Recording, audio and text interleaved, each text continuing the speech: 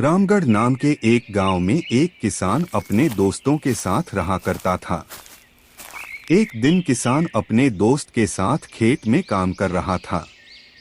तब उसके दोस्त ने बोला, किसान भाई, हमें अपनी तकदीर खुद लिखनी होगी। हमारा साथ और मेहनत हमें कामयाबी तक ले जाएगा। यह संघर्ष कब तक चलेगा? सरपंच की जुल्म से हमें आजादी चाहिए। गांव में मिस्टर गुप्ता नाम का एक धनी जमींदार रहता था।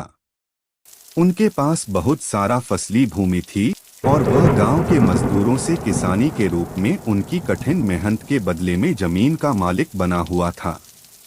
लेकिन मिस्टर गुप्ता की धोखेबाजी थी। वह अक्सर भूमि के दस्तावेज को गलत ढंग से बदलते थे और किसानों को उनके हक के रूप में धोखा देते थे। कुछ दिनों के बाद किसान का बेटा शहर से अपनी शिक्षा पूरी करके वापस आता है। वह अपने परिवार की पीड़ा और अपने पिता और गांव वालों की साथ की जा रही अन्याय का साक्षात्कार करता है।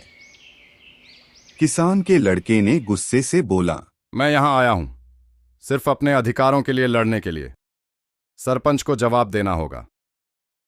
मिस्टर गुप्ता ने एक चालाक मुस्कान के साथ कहा, रमेश, आओ। मुझे उम्मीद है कि तुमने भूमि के कर के दस्तावेज में संशोधन कर दिया है। रमेश चौंक गया। उसकी अंतरात्मा में एक डर सा बैठ गया, लेकिन उसने निडरता से सिर हिलाया।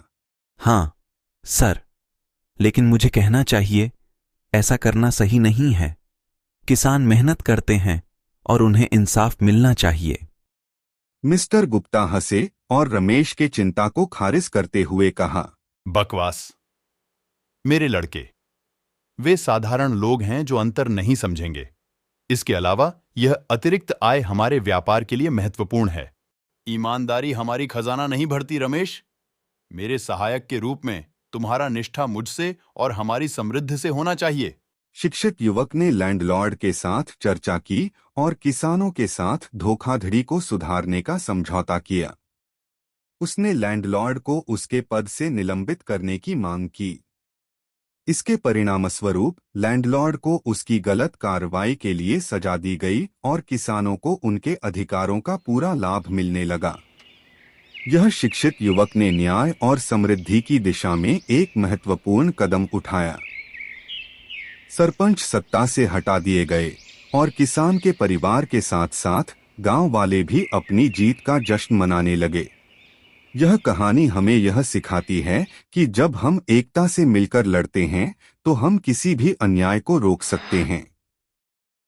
हमें उस अधिकार का सम्मान करना चाहिए जो हमारे हक में होता है और दुरुपयोग और भ्रष्टाचार के खिलाफ खड़ा होना चाहिए।